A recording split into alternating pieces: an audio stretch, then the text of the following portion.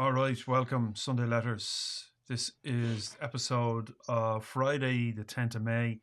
I'm Larry McGuire. I'm with Dmitri Belikov. We write weekly and produce audio podcast episode over on Substack. Sundayletters.substack.com is where you'll find us, all the material and so on that we produce. All the free associated PDFs and links and so on that we talk about, the sources and resources that we talk about in our conversations, you'll find over there. Sunday Letters is essentially a podcast, a newsletter on the nature and value of work, the meaning and purpose of work. Why do we do it? Why are we here? What would we do if we didn't have to work? That's probably the biggest question we're trying to answer, and particularly today because we're talking about universal basic income.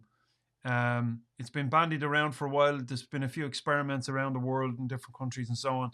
We'll maybe get to a couple of those and talk about what they found, and then maybe discuss some of the maybe the biases we have around the meaning of value and what value is, and maybe the concept of value versus values. Although the word is quite similar, very little in the difference in the spelling of the two words. However, they're fundamentally different in what they mean to us individually and collectively. So we get into that as well. I should mention that Sunday Letters is a reader and listener supported publication newsletter.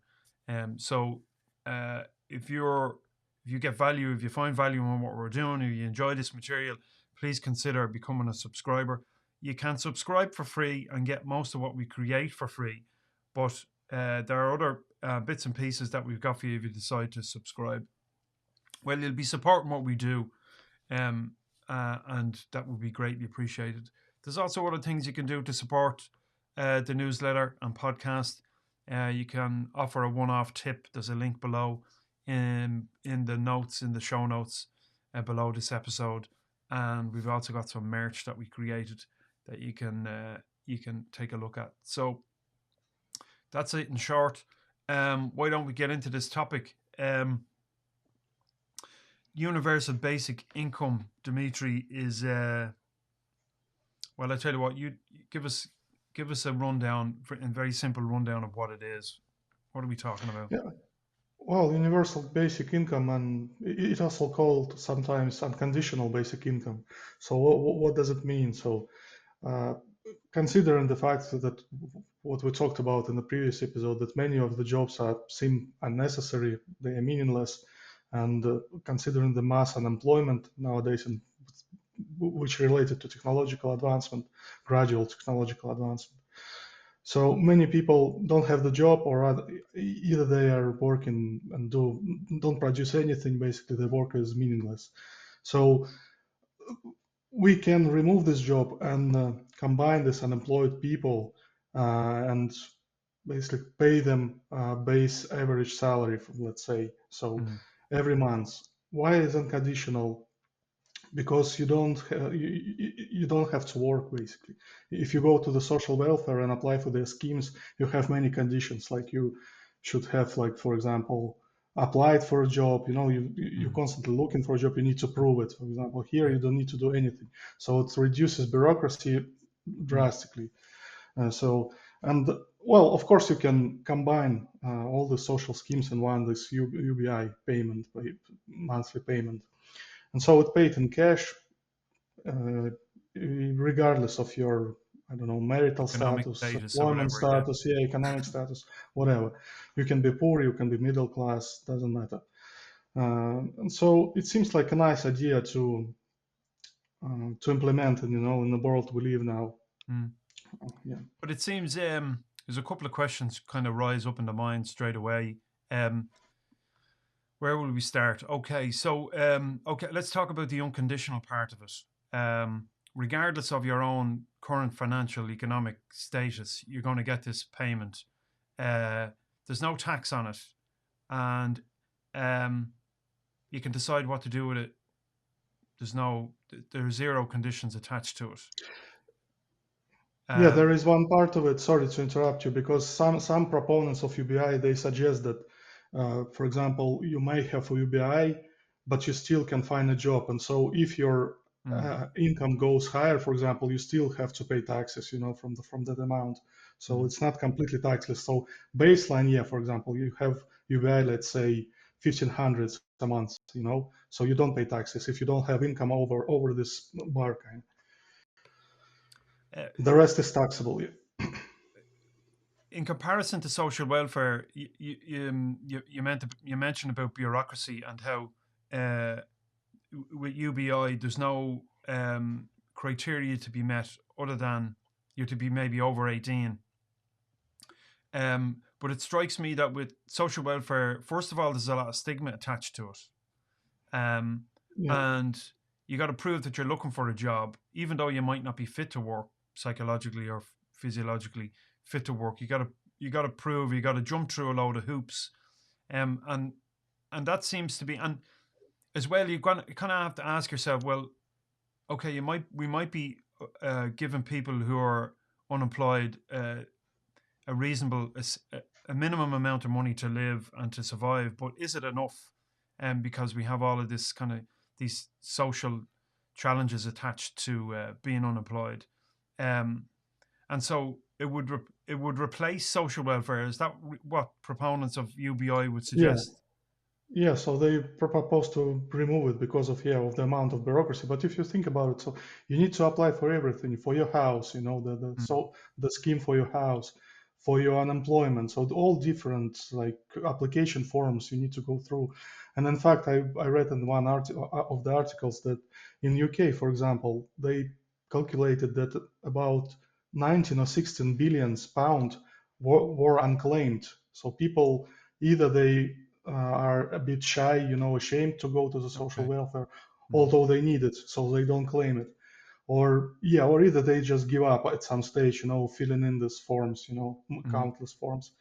And so can you imagine it's 19 billions. So you mm, can pay this money basically. You don't ask to fill in these forms, if you yeah. know that people are basically in this situation. I It's was reading unbelievable. I was reading a document from the Economic and Social Research Institute here in Ireland, and on the concept, and they look at a couple of different scenarios. Um, in one particular scenario, I think they suggested that so they do some calculations based on numbers and other data that they bring into the equation. Um, different UBI scenarios. One scenario is where 60% of the basic average wage or whatever of the country is afforded to people unconditionally. They reckon that it would cost at least the Irish state 50 billion, as opposed to the current social welfare, if I have these numbers right, uh, 29 billion. So significantly more money required to do the job, and to give people this universal basic income. So the question arises: well, how do we pay for it? Where do we get the money from? Uh, Politically, it might be a bit of a disaster for whatever party brings it in, if it is brought in, if it is proven to be a viable solution, because it effectively means raising taxes. Yeah. So this seems to be a very difficult, a very thorny topic for politicians to grasp hold of, because it requires, seems to me anyway, it requires us to apply a rate of tax to the most wealthy in society to pay for this stuff. But I don't really see an alternative. Um, you know, you might have a particular standard of living. Maybe you're on 200 grand a year. And those who earn over 200 grand a year, maybe you were to apply a wealth tax in that case. Or maybe you were to apply an additional corporate tax on companies whose, I don't know, I'm not an economist, so I'm just kind of plucking at things out of the sky. Maybe you apply, I often think about these things when I'm in the shower. Do you know, what if we applied an extra 1% levy on corporations with profits over, I don't know, with after tax profits, maybe it's pre tax profits, I don't know these things. 1% levy, call it a social levy, on companies that earn over 2 million in profits. a year. I wonder what sort of money that would bring in, and what kind of difference it would make socially to maybe provide those in society who are struggling with extra means, like a UBI. Maybe that would pay for it, and you wouldn't have Yeah, to hit the middle ground. You know, you talk about in politics, the bell curve and the statistics, the bell curve of opinion. It's where we come up with in political science the whole idea of right and left. You know, if you're on the right of the bell curve or the left of the bell curve, and the bell under the bell curve is where the mass of population, public opinion lies on various topics such as, I don't know, the environment and taxes and alcohol and all these kinds of topics. Blah blah. That's a side note. So most people in working people in Ireland fall under the bell curve, in the middle of the bell curve.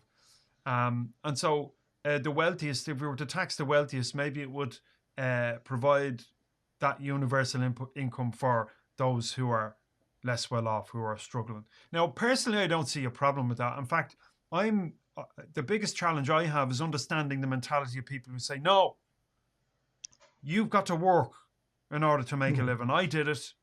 I was broke. I grew up in a council estate, and I'm a self-made man. And if I can do it, you can do it."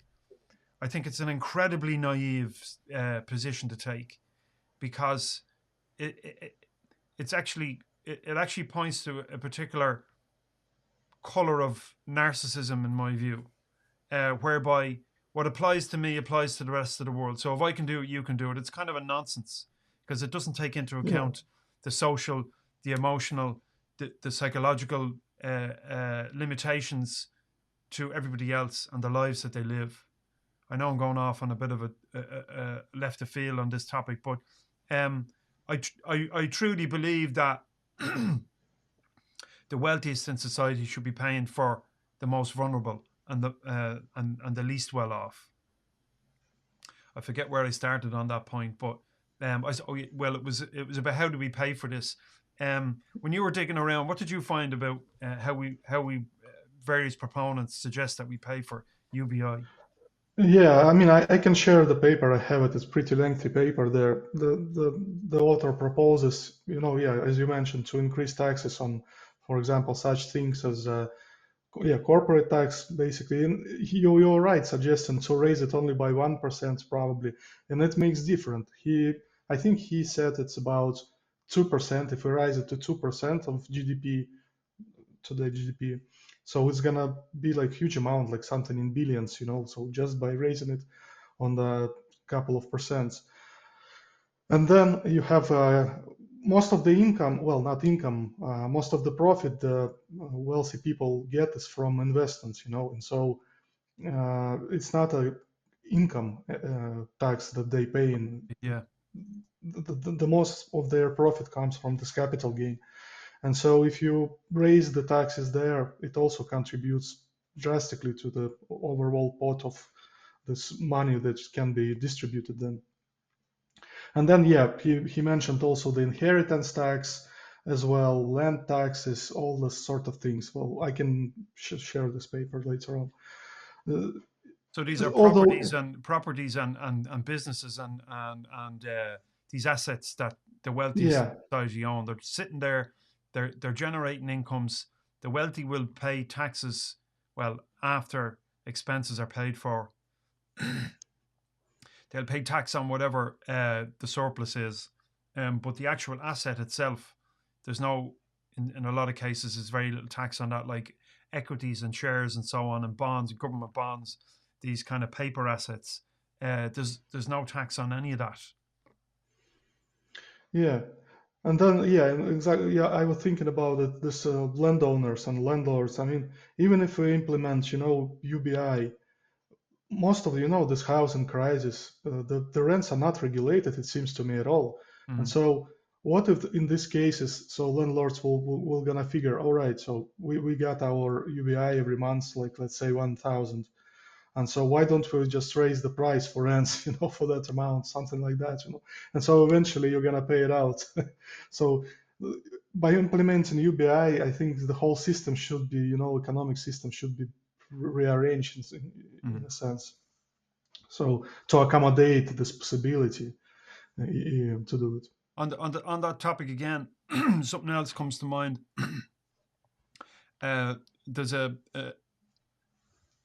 economic historian. I think that's what you refer to him as, Rutger Berger. Um, and there's a clip going around. You'll probably find it on Instagram or YouTube. Or he's at Davos a few years ago, and Davos is a kind of a get together for the top 0.1% of the wealthiest, most politically influential people on the planet. So they all fly into Davos, where they have talks about philanthropy and looking after the poor and environmental concerns and how to save the planet and all this kind of shit. And Rutger Berger uh, uh, brings up the point that here we have the wealthiest in society meeting here in Davos and flying in their private jets, and they're having conversations or conventions and talks on the environment, where David Attenborough is giving a speech on how to save the planet, and you have 1,500 private jets, 1,500 private jets flying into Davos. Well, they don't fly into Davos, wherever the airport is. So there's a real disconnect between the reality and the whole performatism of what these guys are putting on, the show that these guys are putting on. And then they talk about philanthropy, and they talk about giving money to worthwhile causes and so on. They get Bono in to talk about all of this, and meanwhile, what they really need to be talking about is taxes. Yeah. Why are they not talking about taxes? Why do they not want to pay their fair share? So they want to, so they clap each other on the back and they say, we're looking after people, we're looking after the planet, we're giving away our money, but it's all tax free. So it's before tax. So there's a financial benefit in the giving of it. And thereby, in my view, taking away the real meaning of it. They're only doing it for financial reasons and not any other reason. There might be a Yeah. human reason. They might have something at their core that says, you know what, I need to maybe do something about this problem here. But really, they're more concerned about the bottom line than they are about people. So why aren't they paying their taxes? Yeah. And if they were taxed sufficiently, it would pay for all these social problems that we have. I'm sure. You know. It's interesting that you mentioned that because I heard someone, I watched a video the other day that many rich people, they, kind of uh, have this disguise of philanthropy, and they fly to some country with, well, some, I don't know, philanthropist mission, let's say Africa.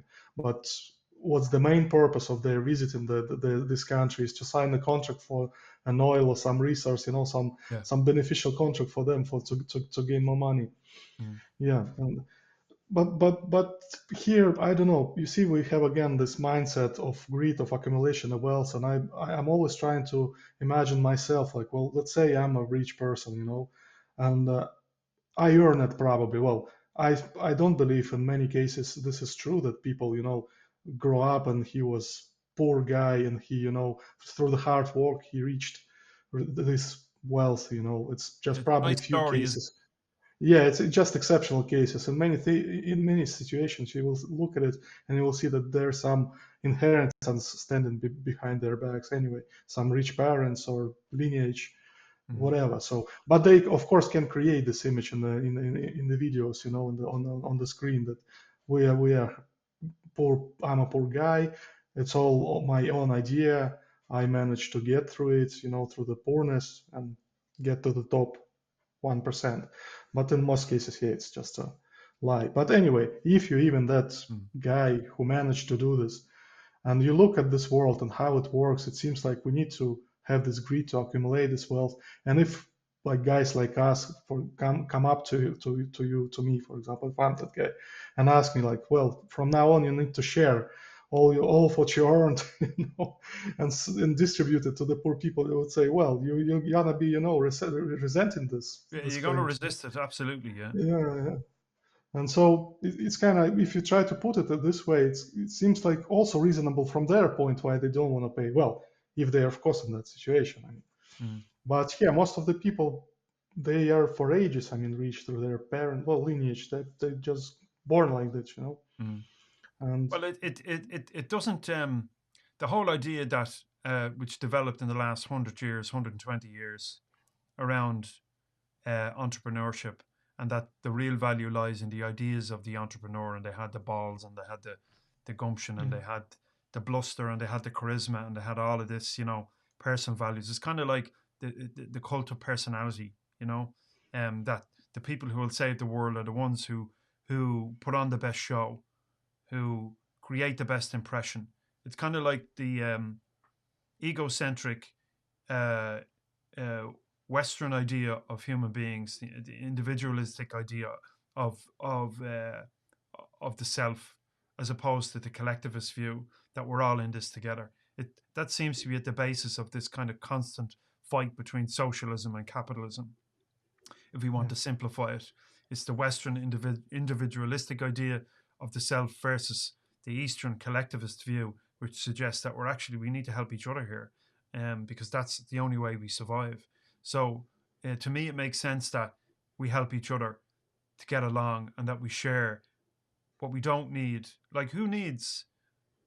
Honestly, I can't wrap my head around this. Who needs 20 million a year? Who needs that sort of money? It's crazy. mm, Um, but until we maybe shift our concept of what it means to be who we are and survive and help the planet flourish and other human beings flourish, I think we're going to continue destroying ourselves, because it's this kind of cult of personality, this individualistic idea that great things in the world can only be created by the entrepreneurial mind, and that individual then has the right to hoard all the profits. They can give away a little bit, make themselves feel good for a little while, but ultimately, that's how human beings develop and grow. But I read something over the last week on this idea of Marx's theory of labor theory of value, that the wealth of society is held in the labor and the work and the minds and the hands of people, as opposed to the ideas of entrepreneurs. Um, and that this only began to develop about 130 years ago, where or so. Um, this belief that value was in the ideas of one person. Um, but I ultimately think it's flawed. But maybe we can move on to talk about some examples of how universal basic income has been tested. Maybe some success stories. Um, I think you have one from is it Alaska? Alaska, yeah. So they have, I think it was 2020 or 2019, yeah, the paper, Mm, and they said that the author said that in Alaska, yeah, because they have their own oil there, all local population who lives there, they receive $2,000 every year. So each person every year. So it's not a huge amount, but still it's something. So they share this natural resource among the people who live there. So, and I think it's fair contribution. Probably it could be a little bit higher, but it is what it is, and it works. I think, yeah, it's pretty well. how much was that a month? Uh, it's like probably less than, well, it's 2,000 a year. That means like less than 200 a month, around that. It's not a lot, sure it's not. Around that. It's not a lot, yeah. Well, although I'm not sure how it is paid. Probably it's not on a monthly basis. Probably they pay this whole sum, lump of the sum in the end of the year. So Mm, to make it more palpable. mm, And yeah, so this idea about natural resources is a good one, because we started to privatize. Most of our earth now is privatized. All the natural resources like forests, I don't know, fields, anything. So they mm, belong to corporation most of the time. And if you mention these are the entities, that pay less taxes than normal working people. Like, how come? And they don't share these resources. They use it. They gain profit of it, and they pay less taxes, and they don't share it. This the sale of this natural resource with everybody, at least who lives there in this area. I don't know. So that's kind of weird for me, because who decided that this is your land? By what? yeah. For what reason? I mean, Well, how does it it's belong open to to? corruption, and I mean, you don't have to look too far to find that corruption. I mean, Africa has been But bought and still, yeah, sold. Oil resources, forestry, like you said, the land, the water itself, yeah. a basic, probably one of the most fundamental human needs, has been privatized in a lot of countries. Um, but were there particular findings from that Alaskan study in terms of how it worked and the benefits of it? It was mentioned there just, briefly, just to show that this system kind of might work. But then he lists several other countries. I think it was Kenya there included, and Iran as well. So they pay some money as well for the local population. But the morale of the story was that it works, but people don't know how well will it work globally. If you kind of spread it from the small population to the global population. So there is was a concern because you cannot, calculate it mathematically. You just need to go and And try it. test it in Yeah, field, yeah. yeah. But if you implement it, everybody is afraid that system gonna collapse or something like that. But, Um, I just um, I just did a quick search. Uh, some findings from that. If it's the same study, in that Alaskan Permanent Fund dividend, was that the name of it? I probably, but I cannot recall now. Well, this one in particular suggests that the findings from it since 1982 distribute a part of the state's oil revenues to residents. So they apparently they found no significant impact on employment levels. Maybe the amount wasn't enough. If it's 200 quid, $200 a month, well, okay, it's not 1982 anymore. So $200 a month is a hell of a lot less now than it was then. So it doesn't go very far.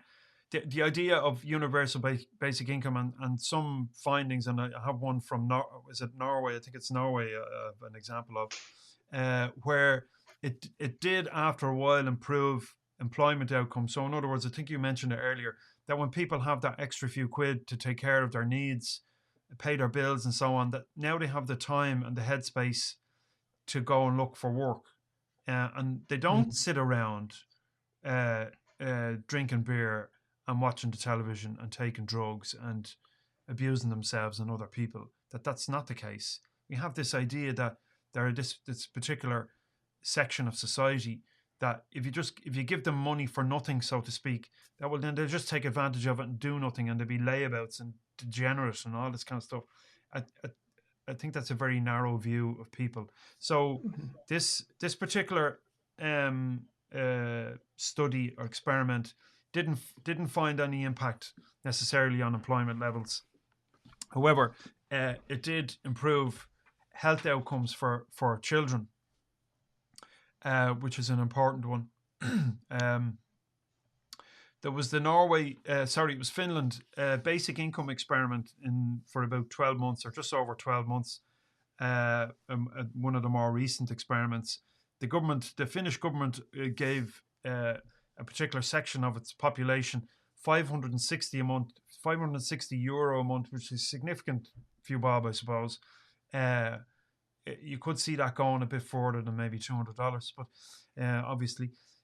So they gave this to 2,000 unemployed people, aged 25 to 58, and it wasn't means tested, and it was given in addition to their standard unemployment benefit. So they didn't have to do anything. They just gave them this money. Off you go, lads. Do it with it what you wish. And they found that recipients reported to be better off emotionally, psychologically, whatever measure of well-being they used. Their mental health had improved, cognitive functioning had improved, and they Yeah. did find in this case a slight improvement in employment outcomes. So, those who would argue against UBI suggest, like we said, if you give people money for nothing, they're just going to sit around and do nothing. It's maybe a flawed idea, but in this case, they didn't find that. There was another study in Namibia from 2008 to 2009, they ran a pilot UBI where they gave each recipient 100 Namibian dollars. Now I don't know what that means. In maybe if I opened up a quick uh, currency converter, I'll find out. But anyway, 100 Namibian dollars a month. They found in that particular situation. I know societally, culturally, it'd be a lot different. Maybe the, those people were a lot poorer, but they found significant reduction in poverty and malnutrition amongst children. Children started going to school, obvious one, right? Because they didn't have to work for their family, didn't have to help out maybe in the small farm holding that the family group or the local tribal group had. So they were able to go to school. Economic activity increased. So there was more trade going on. People were exchanging goods and services with one another. And small businesses began to pop up. So people had extra buying power, they had extra time, they had extra money, they could actually try something new and be more creative and innovative.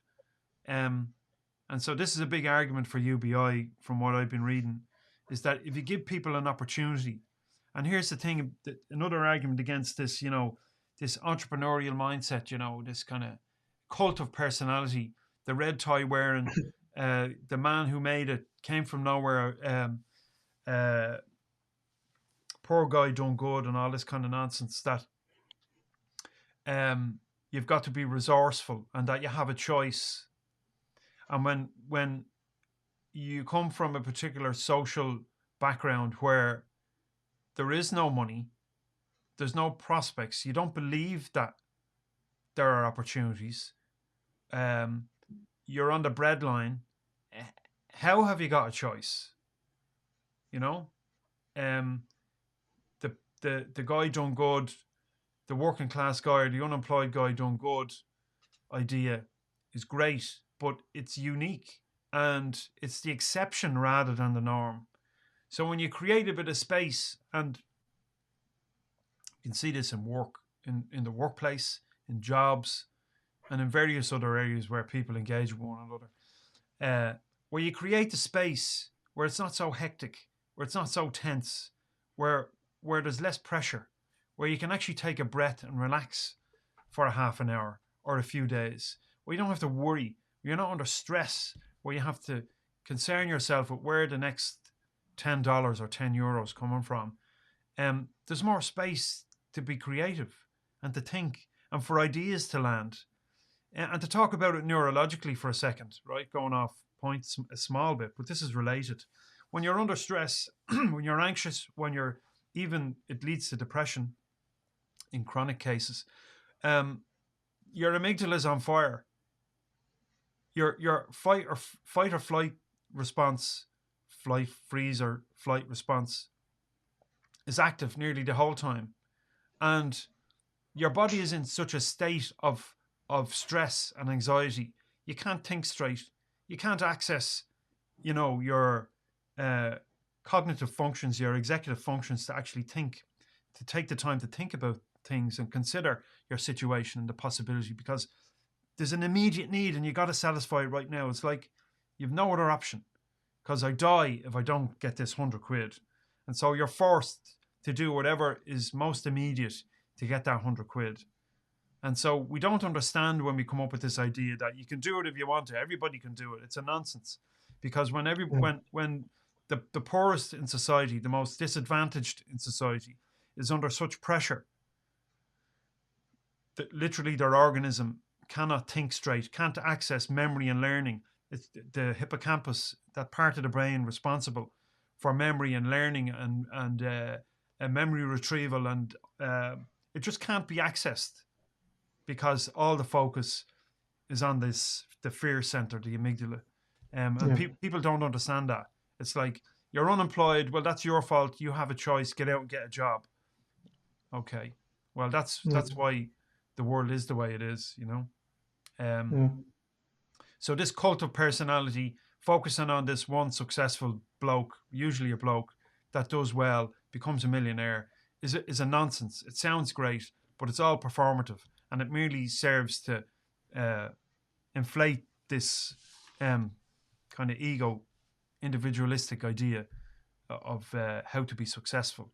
And maybe if we just shared what we have a little bit more, the wealthiest in society, maybe uh, those opportunities would help people. But here's another problem with that.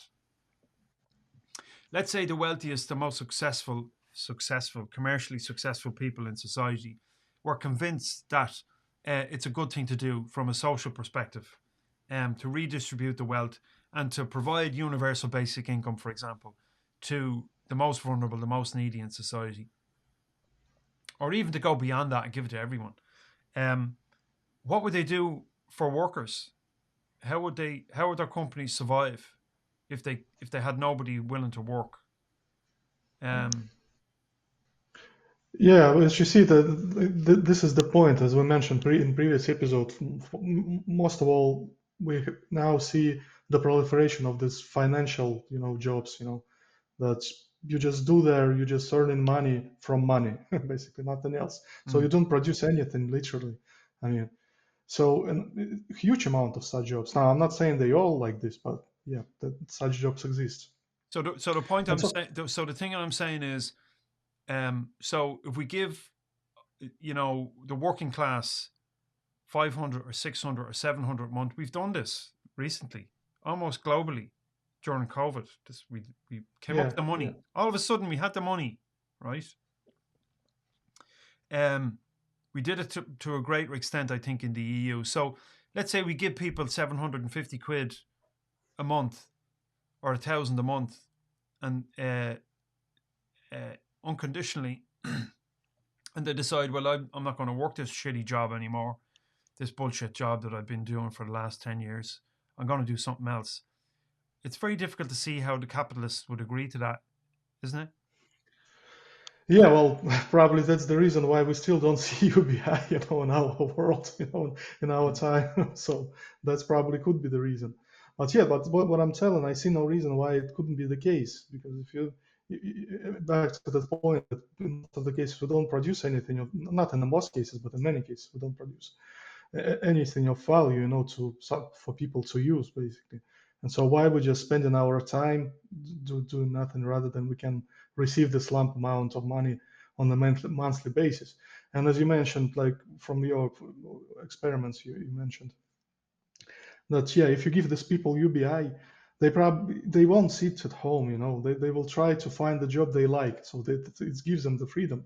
So in the end, probably it will be more beneficial even for the capitalists, because everybody will find their own job, everybody will be enthusiastic, and they're gonna, work 100% of their capacities there, Mm. so probably it will be even for the better, bring more benefit for them. Yeah. uh, so probably they just underappreciate the whole idea of, I don't know, something along these lines. Just a couple of other studies that I managed to identify. There was another one in Ontario, Basic Income Pilot 2017. It was actually terminated early, but they found that recipients recorded improved mental and physical health. They were less stressed, less anxious, better able to focus on life improvements, including their career and maybe going back to school. That's another thing that it would give people the Yeah, opportunity to do to develop their education. So yeah, it's not like recipients would hoard this extra money and do nothing with it. They're going to spend it. yeah, And so it's going to go back into the economy somehow. I mean, Jeff Bozo was probably one of the biggest recipients of, uh, let's call it the universal basic income experiment during COVID. Amazon share price went through the roof. Jeff Bozo managed to build a couple of rockets and send him and his buddies up into outer space. He should have fucking stayed there, I think. What a wanker! Like, just yeah. this. You'd like. You can see that maybe I've got some bad blood there for Jeff Bozo, but um, You're not alone. I'm not alone, and I'm kind of weaning myself off Amazon a little bit. I found a new bookstore, for example, called Kenny's Bookstore in Galway, and I'm starting to buy my books there now because I think it's a better choice uh, than giving Jeff the money. Do you know? Um, but that's the challenge, you know. It's kind of like weaning ourselves off this. You make things easy for people, and they just go ahead and do it. So, but Amazon was one of the biggest recipients of that kind of free money. That free money, I shouldn't call it free money, but uh, that But yeah, here's the point: how the convenience works against us in a sense, because I read about for example, Airbnb, all this housing crisis in big cities, where the Airbnb is on the market and the people prefer uh, to rent out their property, just for higher price, yeah, and normal people just can't find any more house to live in, just local that's the case population. here as well. In fact, there's nowhere for people to live. They're living in hotels, um, Yeah. and kids living in hotels for months and years, and no houses available because everyone's renting them out to via Airbnb. Yeah, so this convenience kind of plays against us. Yeah, for us it's good. We go to the website, just uh, order the apartment, book it, and we're fine. It's Mm, 2 clicks away from going somewhere. But yeah, if you look at the broader picture, it's just yeah, it's catastrophe. mm, And even the example I remember in Ireland, I used to live in Dundalk, County Louth.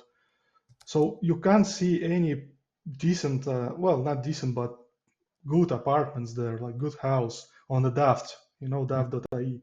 mm. But if you go to the Airbnb, they rent out their castles. They're so beautiful, Yeah. luxury places. And you're thinking like, what the hell? And there are plenty of them around, but they the prices are skyrocket. Yeah, some The, countries are actually cracking down on Airbnb. Uh, Malaysia, some locations in Malaysia, Austria, Italy, uh, they're not allowed or they're being restricted. Probably rightly so. Berlin previously introduced a ban on Airbnb.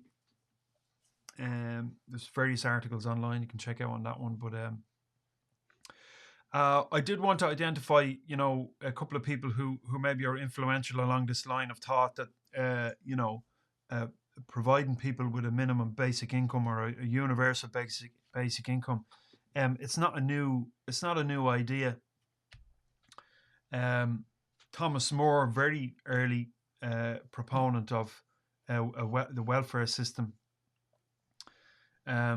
He his ideas date back to the 15th century.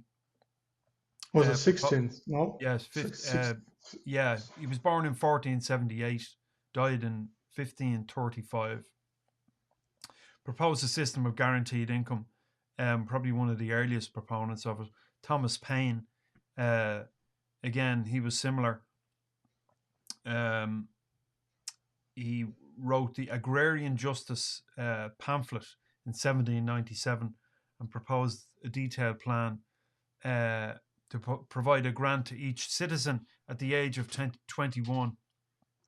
Charles Fourier, a utopian socialist to which he's referred, proposed various forms of income um, to support society. Bertrand Russell, a more recent proponent, uh, in his book Roads to Freedom, argued for basic income to provide a safety net for people. Interesting to see people like him, probably some of the wealthiest in society, proposing a more socialist oriented economic system. Um, I think most people wouldn't argue with it. Uh, that's just my feeling. Most people in society wouldn't argue against providing the least well off with uh, a basic standard of Jesus, a basic standard of living, like a roof over their head. Why is that? Mm. Why is that a luxury? Why should people have to? Why should there be? Why should that be a source of profit for private organizations? I find that obscene. You know. Yeah. why should the banks make a profit off people having a home? Yeah. Well, that's There, interesting that you mentioned that. I was thinking about it recently as well. So you actually get this house for a huge amount of money, like I mean, half a meal probably, in most areas. I mean, and then it's not even your house. I mean, it's gonna be yours only when you're gonna be retired or it's yeah, when you're 70 years old. So you probably already don't need all that, mm. So that's crazy. I mean, Yeah. you The bank just owns pay. it until such times Yeah, you, and if you yeah, default, well, then they can take it off you. yeah, Well, I mean, there are certain you can't throw people out on the street. At least in Ireland, maybe in the States it's different. I know after 2008, the financial crash, 2008 2009, the banks, the sellers of mortgages were on such high commissions. They were selling mortgages to multiple mortgages to people who couldn't afford them. With the result that all those properties were taken off those people, and a lot of people found themselves living in cars. So yeah, living in their vehicles. For example, uh, you're renting you're renting a house off a guy who secured a mortgage that he can't afford to pay. So the repayments went through the roof after 2008 2009, and so the property was taken off him, and you're kicked out, and you're living in your yeah, car. That happened to so many people in the States. Now, I'd yeah, like to think it may have happened in some isolated cases here, but if you're taken to court in Ireland, for non-payment of your mortgage, you can't be kicked out of your house. Uh, you can't be you can the best of my knowledge, in any event, you can't be forced to sell your home, and at least that's some security. Uh, yeah, that's some security, and also if here's another variation on that. If you and your wife, or you and your partner, you and your husband own a home together, and uh, you're both named on the deeds, and you get into trouble, well, your home is secure because they can't. If you get into trouble financially in your business, the courts can't force you to sell the house because it's jointly owned. That's another kind of safety net. But Bertrand Russell was an important figure, still quoted quite um, popularly quoted socialist thinker from philosopher from the early part of the last century. Um, and then the only other figure that I have, well, there's many figures would support UBI. Uh, James Mead passed away in 1995, Nobel Prize winning economist, advocated for a social dividend, part of a basic income, which is funded by the returns of private enterprises. So something similar to what we were talking about earlier on. Um, I wonder if this thing will catch on. The experiments are great, and they've shown some improved markers of improvements in terms of health and well-being of people, and also in some cases economic growth, the development of small businesses, uh, even people beginning to look for jobs beyond their the basic income that's provided to them. I wonder if it will catch on.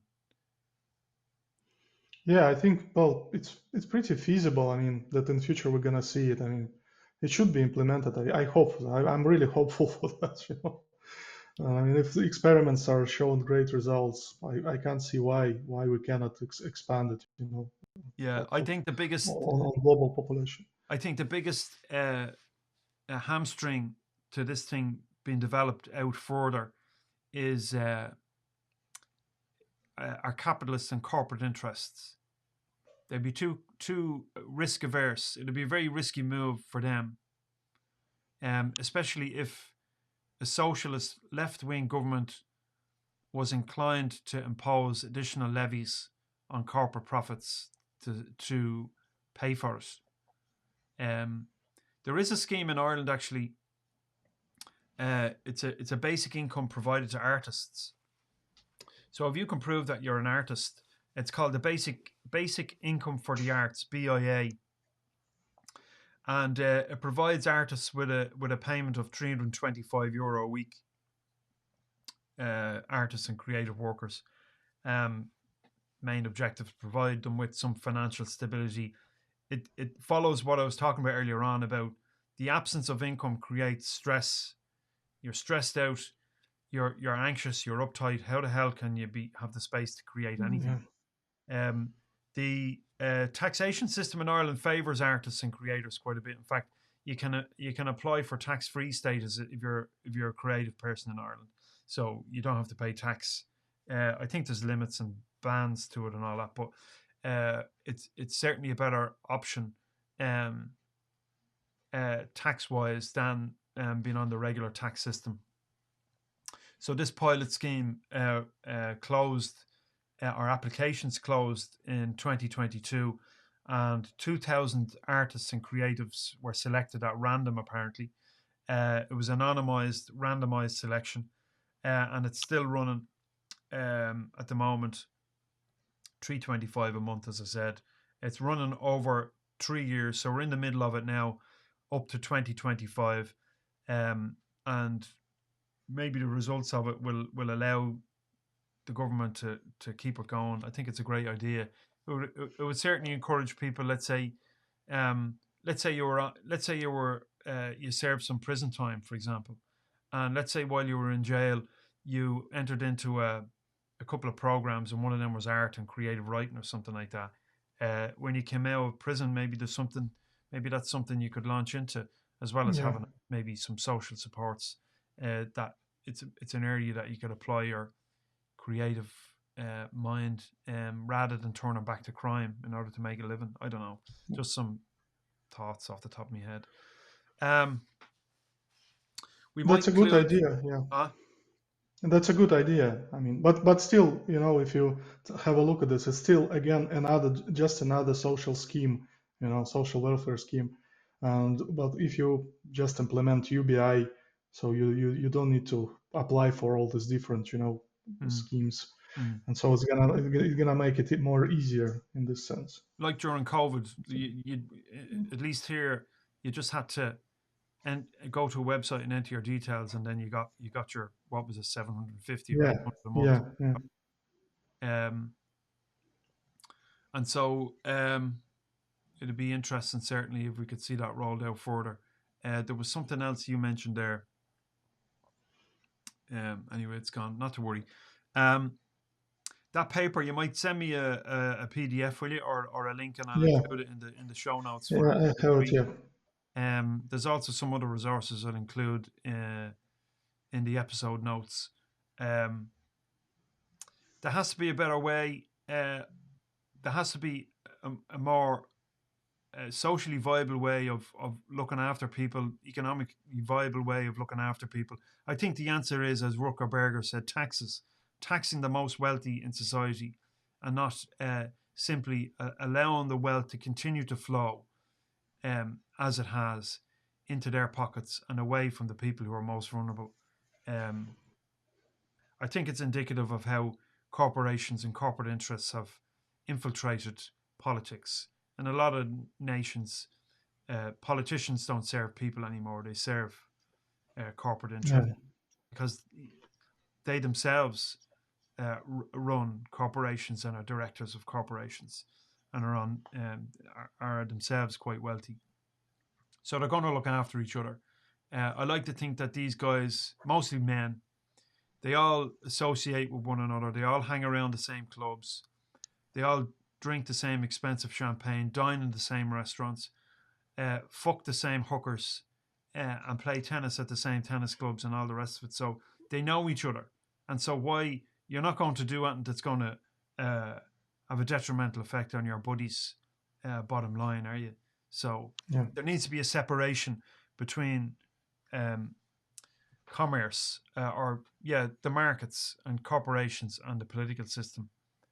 It's particularly nasty in America, but anyway, it seems, at least it seems to me. Any final thoughts on this topic then? yeah. Well, one more thing I wanted to point out is about the students as well. But um, the system right now works that if you go to the college, at some stage you have to work, just to pay your tuition fees, sometimes. And so the students cannot focus on that. on their education, Mm. on their ideas probably. So they go to work, at the evening time after classes, let's say. But if you provide this UBI, we probably will see more, enthusiastic and specialized people Yeah. like talents, in certain fields. And the other point, they are young, so why they have to work? I know, to get to the to the top of the hierarchy, to get their salary higher. Why don't you let them to enjoy all this education time, Mm. to enjoy their lifetime while they are young, Mm. not to wait until you hit like 50 years old, Mm. Like so and me. then you're gonna live your life. Like, it's kind of like a nonsense for me. Like, I mean, in 50 Yeah. years, well, not 50, but let's say 60. Some people say, well, yeah, you're gonna retire, you have your life ahead of you, you're gonna spend have more free time. But let's be honest, you're more active and when you're young. So you need to have this time for freedom, to decide what you want and not to be afraid that you're gonna go broke, Mm. and stuff like this. I So think that's a that's how, yeah, that's the future. That's our kids, and that's mm. crazy. I think that's a great point to finish on. Um, good stuff. All right, we leave it there. Thanks for listening. Thanks for watching to this week's episode on Universal Basic Income. I've been Larry McGuire. This is Dmitri Belikov, and you've been listening to Sunday Letters. Quick reminder, if you like what we're doing, these conversations that we're having, the stuff that we write, consider becoming a paid subscriber. You can subscribe for free. Go over to Substack, sundayletters.substack.com. Subscribe for free. Support the work that we're doing. If you feel so inclined, it'd be greatly appreciated. Costs about €5, $5 a month. And there are deals where you can pick up 20% discount for life as well. You find them on various articles around the place. Or if that's not your bag, maybe you feel inclined to give us a tip. There's a link below in the notes. You set your own figure from $1 to $1,000, as if you feel inclined to do that. But anyway, whatever the figure is, you If you can try. if you are Jeff Bezos. Yeah. Jeff, if you're listening, give us an out tip there. We do love you, despite it all. Not. Okay, that's all we've got this week. I know. We'd love to hear from you too. Post a comment on Substack. I know you can do that on Spotify as well. You can drop a comment in if you happen to catch us there. But we're available on all podcast platforms, and we'd love to hear from you. So do let us know you're there and that you're picking up some of this stuff. So, all right, that's all we've got. We'll see you next time. Bye for now.